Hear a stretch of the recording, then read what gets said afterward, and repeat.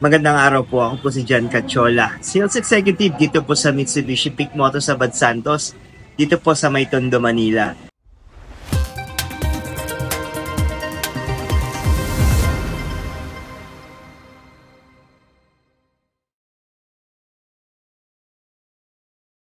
Bali sa video po na to, isa pong Montero Sport na Black Series ang ating ni-review. Bali, ang color unit po na ni-review natin is yung ating Graphite Gray Metallic. So, quick trivia lang po, no? Ang Graphite Gray Metallic po, ang exclusive color ng ating Black Series. So, meaning, wala po kayong makikita Graphite Gray Metallic na Montero Sport sa GLX variant and GLS. So, exclusive lang po sa Black Series ang ating Graphite Gray Metallic. So, ito po yung isa, or ito po yung pinaka-latest na color variant, no, ng ating Black Series. Pero bago po pala ang lahat, sa mga hindi po nakapag-subscribe sa ating channel, paki-subscribe na lang po. Dahil tuloy-tuloy po tayo nagbibigay ng mga updates regarding sa mga promos, discounts, at freebies na binibigay po natin sa ating mga clients. So, balik po tayo sa ating unit na ni-review na Montero Sport Black Series na Graphite Gray Metallic.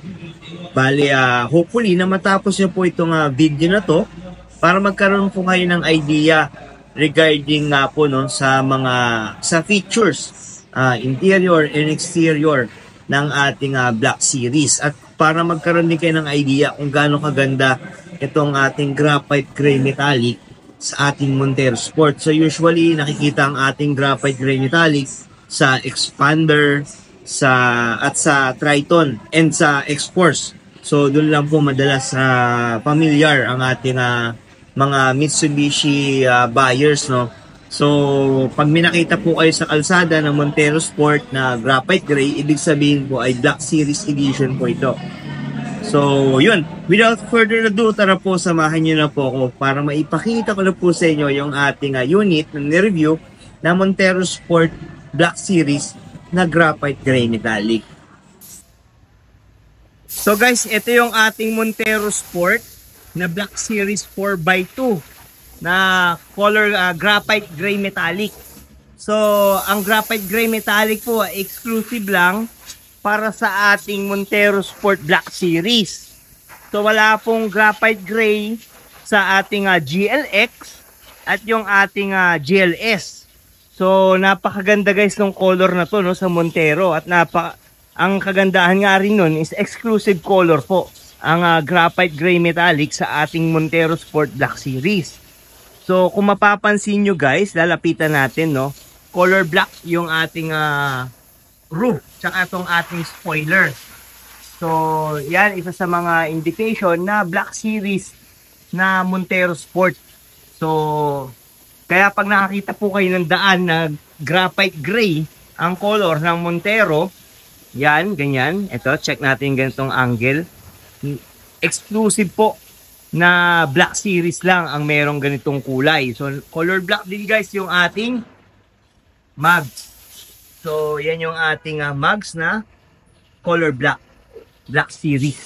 So, isa pa sa mga indication na Black Series ang unit, yung ating side mirrors na color black din. So, sa GLS and GLX, naka-chrome po yan. Then, check lang natin tong pinakaharap, no? Yung ating dynamic shield front fascia. So, yan, yung grills natin, kung mapapansin nyo, color black. Then dito sa ating lower bumper, yung ating garnish dito, yan, na color black din. So makita yung differences niya, no, dun sa gray area and yung color black.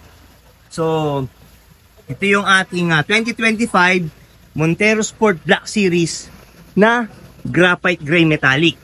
So check lang natin yung pictures. So dun sa ating dynamic shield front fascia ulit, kung mapapansin nyo yan, meron tayong LED light dito.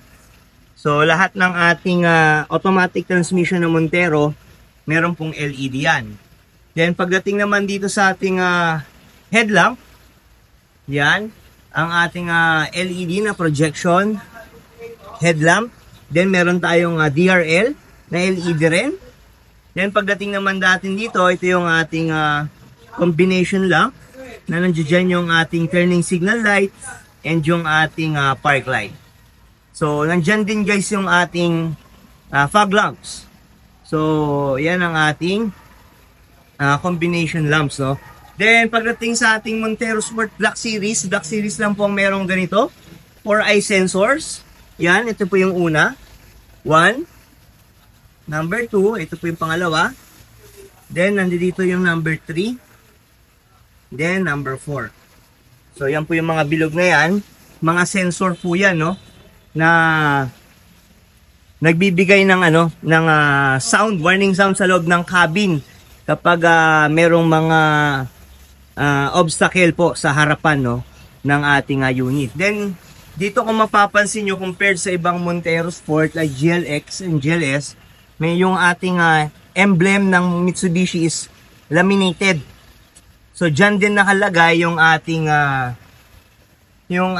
forward collision mitigation and yung ating adaptive cruise control. So kaya nakalaminated po yung ating emblem ng Mitsubishi. Gawa ng meron po tayong sensors, no, sa likod po ng emblem na yan. Then check natin ulit guys yung ating harap, no. So, kung mapapansin nyo yung ating mga grill, yan, honeycomb grill guys. So, napakalaki ng mga butas. So, mas maganda yung airflow ng ating hangin, no, sa ating engine. So, mas nakakapag-perform ng maayos yung ating unit. Then, dito sa ating side profile, kung i-check nyo, yan. Guys, napakaganda ng Black Series. Napaka-rugged, tignan niya, no, dun sa ating unit. So, yan guys yung ating Black Series na graphite gray na side profile. Yun, isa pa pala guys na Black Series, no, indication is yung ating door handle na color black na equipped ng ating keyless operation system. So, within 70 cm na distance, malalock and unlock po natin ang ating unit. Then, pagdating naman dito sa ating baba, yan, meron tayong step board na pwedeng makatulong mo sa ating mga passengers na matatanda or bata or mga adult na medyo hindi po ganun katangkad. So, check naman natin yung back profile, no. So, sa back yan, unang-una, check natin itong GT spoiler. So, yan, naka-spoiler po ang ating Black Series. Then naka-black din na yan po yung ating thin type antenna at yung ating roof rail. So itong roof rail is nakaabang po para sa ating utility purposes guys, no. So pwede natin lagyan ng roof rack sa taas para magkaroon po ng additional na for utility purposes. So yung roof rack po. So nakakatulong po yan kapag medyo marami tayong bagahe at mag-out of town tayo, may paglalagyan tayo ng roof rack. So yan po. Then pagdating naman dito, ilayin natin ng konti sa ating likod. Yan ang ating back profile. Yan. Isa sa mga magandang feature po nito yung ating LED rear combination lamps, no. So, naka-LED na po siya, na rear combination lamps. And then yung ating handle dito, yan, na color black din. Na compared sa iba is chrome. Then ang ating lower bumper, yan guys, lower bumper, na meron ding 4-eye sensors. At yung ating garnish na color black din, na merong reflector na additional, magagamit for additional visibility, especially sa mga madidilim na lugar. So guys, ito ipapakita ko sa inyo kung paano paganahin yung isa sa mga favorite features ko dito sa ating Black Series. Ito yung ating automatic tailgate. So equipped po ng automatic tailgate ang ating Montero Sport Black Series. So meron tong kick motion na pag ginawa natin is magbubukas po yung ating tailgate. So yun, isang kick motion lang dito sa bandang ilalim ng ating unit, nagbukas na yung ating automatic tailgate. So, pwede rin siyang isara, no, yung ating tailgate once na ginawa ulit natin yung ating kick motion. So, yun guys, automatic na nagsasara yung ating tailgate. So, ito yung isa sa mga features na wala para sa ating Montero Sport GLX manual transmission at Montero Sport GLS automatic transmission. So, equip lang ang ating automatic tailgate sa ating Montero Sport Black Series na 2-wheel drive at yung ating 4-wheel drive. Naman natin yung interior ng ating Montero Sport Black Series 4x2. So, dito sa kanyang door trim, makikita nyo guys yung ating kakaibang door trim compared sa ating GLS and GLX. So, sa ating Black Series, meron siyang soft padded na medyo red yung kulay. So may pagka-maroon yung kanyang kulay, no? So may pagka-elegance yung dating ng ating design ng door trim. Kasi meron tayong soft padded na medyo maroon na color compared sa black na makita nyo sa GLX and GLS. So extension yan hanggang dito sa ating door handle. Then dito sa ating yung bakal na area dito sa GLX and GLS is chrome. Sa atin medyo mas darker, no, yung color. Then pagdating naman sa ating dashboard, kung makita nyo guys, almost same lang din naman siya ng ating GLX and GLS. So makikita nyo lang yung differences dito mostly sa ating center console dahil yung extended dito yung ating leather na soft padded leather na maroon. So Black Series lang po ang merong ganyan na color combination. Then, pagdating dito sa ating dashboard lower, yan, nandito yung left side, nandito yung ating adjustment ng ating side mirrors, push start button, then yung ating button para sa ating forward collision mitigation, parking sonar, and yung ating traction control. So, pwede natin i-turn off yung ating traction control. Then, pagdating naman dito sa ating side, na nakikita nyo yung ating paddle shift na makikita lang sa mga automatic transmission na unit ng Montero. So, nandito pa yung isa pong paddle shift natin. So, yan. So, pwede natin madagdagan or mabawasan yung ating speed manually kahit na naka-automatic transmission tayo. Then, pagdating naman sa ating steering wheel, yan, naka-soft padded 3-spoke leather wrap steering wheel. Makikita dito sa ating left side yung ating controls para sa ating audio. And nandun naman sa ating right side, makikita nyo yung ating cruise control, which is adaptive cruise control. So, masiset natin yung sensor niya kung gaano kalayo. Depende sa preference natin. Para kung meron tayong sasakyan sa harap, kung naka-cruise control tayo, pwede natin i-adjust, no, yung distance. Na kapag na-detect na ng sensor is mag-a-adjust din yung speed natin once na meron siyang ma-detect na sasakyan dun sa harapan, and yung magde-depend yung speed natin na bago, depende rin dun sa speed nung nasa harap natin na sasakyan. So, ganyan kaganda ang ating adaptive cruise control. So guys, ito naman yung ating center console, no? Yung ating, dyan makikita nyo yung ating 7-inch na infotainment. So, ready na po yung ating Apple CarPlay and Android Auto. Then pagdating sa ating air condition, naka dual zone automatic climate control po ang ating Montero Sport Black Series. So kagandahan yan, meron pa tong NanoWex technology na nagpipurify, no, ng ating air dito sa loob ng ating cabin. So yung mga SARS-like na virus is kaya niyang ma-purify, no. So ganun kaganda yung air condition ng ating Montero Sport Black Series. Then pag nakita nyo, nandiyan yung ating hazard button. Yan. Then nandito yung ating tailgate button na pag pinindot natin, mag-o-open din yung ating likod na tailgate. Then pag pinindot ulit natin, pwede rin itong mag-close. Then explain ko lang yung ating automatic climate control. Yan, pwede niyang tayo mag-set ng ating temperature na kung gaano kalamig sa loob ng cabin, then i-maintain niya yung lamig na prefer natin, na sinet natin. So pwede rin siya, since dual zone siya, pwede mag-set ng ibang temperature si driver, and pwede rin mag-set ng ibang temperature si front passenger. So yan kaganda yung ating dual zone automatic climate control. Then pagdating naman dito sa ating baba, yan makikita nyo yung ating gear para sa ating automatic transmission na 8-speed automatic transmission. So ganun kaganda yung gears ng ating automatic transmission. Napakaraming gears, kaya for sure napaka-smooth ng shifting ng ating speed, no. So yung shift shock mas lesser pagdating sa ating 8-speed automatic transmission. Then pagdating naman dito yung ating electronic parking brake na nagbibigay ease sa mga driving natin, long drive, or especially kung mga traffic jams. Yan, napaka-useful nito guys. Napakagandang gamitin nito. Napakaganda ng features nito, especially kung mga mata-traffic tayo, no. So hindi na natin kailangan mag-handbrake, hindi na natin kailangan mapagod yung ating braso kakataas ng handbrake.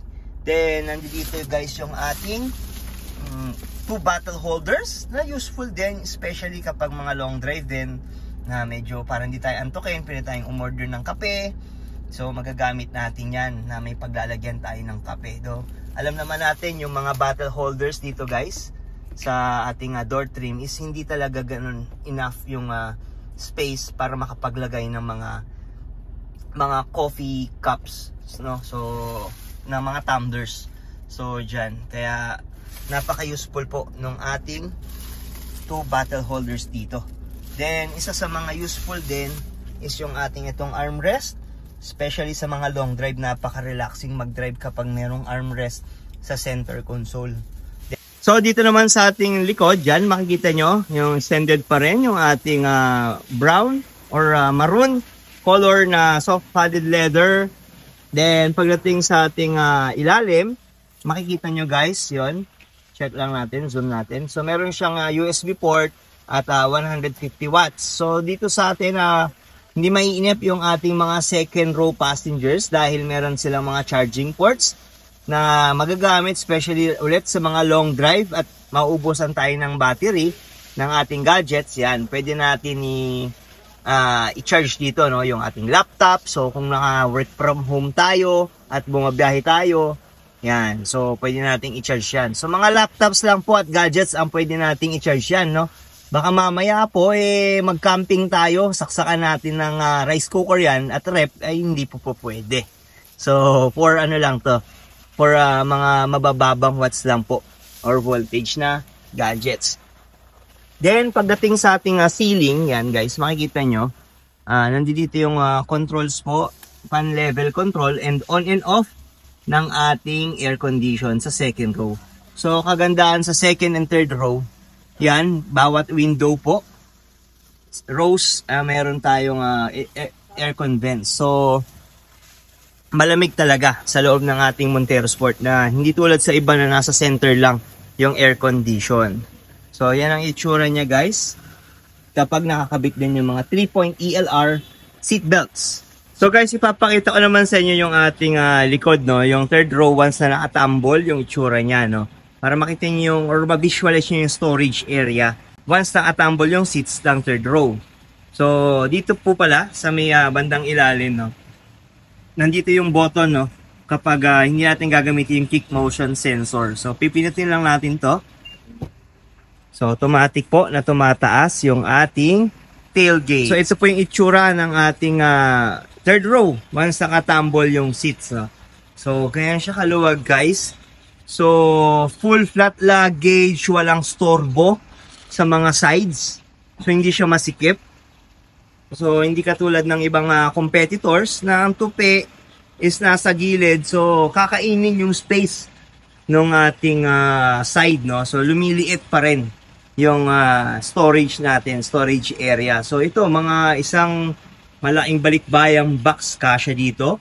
O yung mga full, yung mga check-in luggage, no, ng ating unit, siguro kasya dito dalawa or apat, depende sa pagpwesto natin.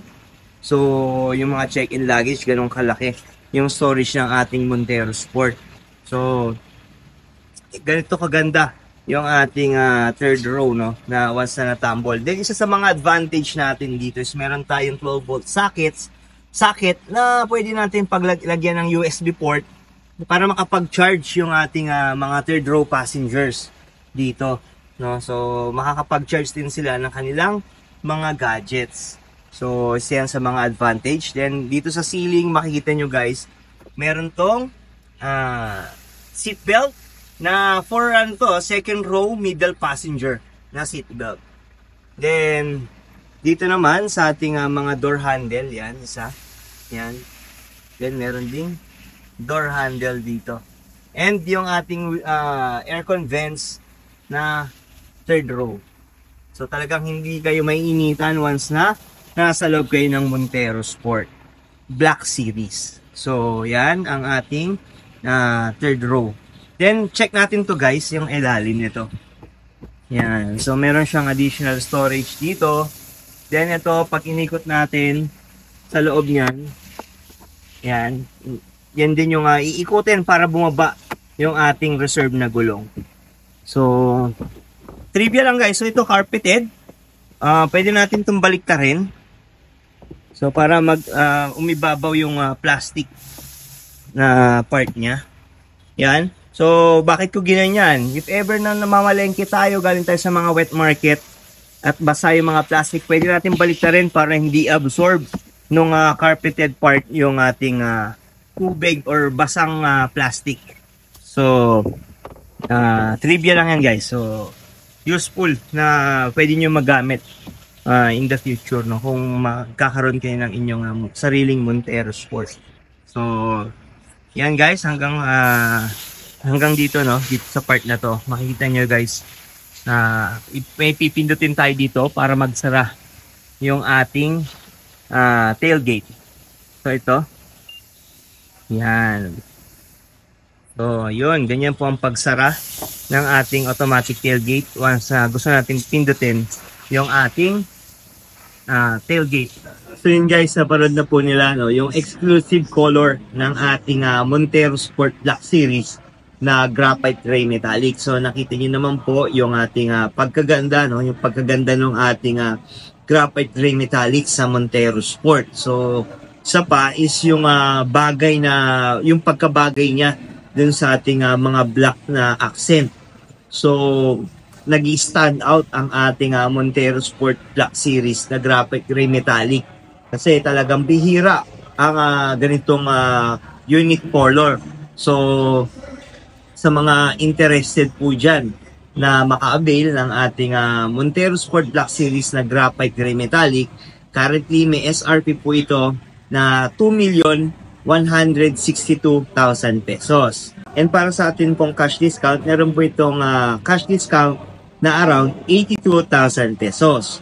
At para sa ating mga 5 years in-house financing na gusto po mag-avail ng ating Montero Sport Black Series, for as low as 152,000 pesos na down payment, ay pwede nyo na po ma-avail itong ating napakagandang unit na to. And kasama po dyan, kung magpa 5 years in-house financing po tayo, meron po tayong mga freebies na binibigay gaya ng ating fender flare. Then nagbibigay din tayo ng deep dish matting. Nag-upgrade din tayo ng ating busina na Bosch Europa horn. And at the same time, kasama pa dyan yung mga freebies na HD dashcam, rain visor, hood emblem, at marami pa pong iba. So, sa mga interested po dyan, pwede nyo po makontak sa aking number na 0956-055-3025. Or pwede nyo rin po ako ma-message sa aking Facebook Messenger. Hanapin nyo lang po yung pangalan ko na Jan Cachola. And pwede nyo rin pong i-check, no, yung description ng video na to. Meron po kayong link na makikita doon. Pwede nyo po yun i-click at message nyo na po ako ng personal. At sa mga hindi pa po pala nakapag-subscribe sa ating channel, paki-subscribe na lang po para maging updated po kayo sa mga nilalabas po natin na promo and freebies po, no, dito sa aming dealer sa Mitsubishi Abad Santos. At sa mga umabot po sa part ng video na to, maraming salamat po sa inyong binigay na suporta at panonood. Hopefully na magkita-kita po ulit tayo sa susunod ko po na video. Maraming salamat po.